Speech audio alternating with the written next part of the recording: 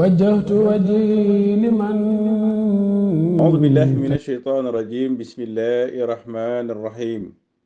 والصلاة والسلام على سيدنا ومولانا محمد النبي الأمي وعلى آله وصحبه وسلم تسليما yéen sunuy mbokki jullit di sunuy wëllëre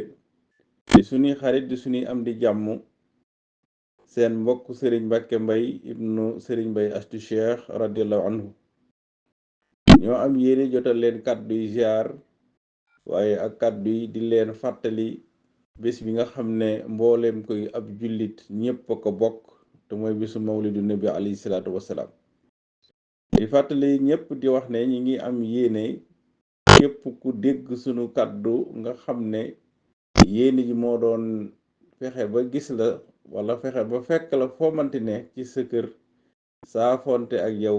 xamal ne ñaan naan yàlla sunu kàddu yi di se kàddu yi invitation ci sunu kër gi nga xam ne fa la ñaan yàlla dundale ko guddik seydina muhammad alayhi salaam waaye bëccëgu seydina muhammad alayhi salaatu wasalaam te mu nekk ci Louga ci quartier Ndiang Bambuj mu mel ni na ñu ngi ñaan yàlla dundale ko ci suba gi wàccee ay kaamil alquranul karim addiyele ko rasulullahi sallallahu taala alayhi wa sallam ak mboolem ay asxaabaam waaye it addiyele ko maam cheikh ahmadul muxtaar mbay radiallahu anhu mi nga xam ne mooy sunu sëriñ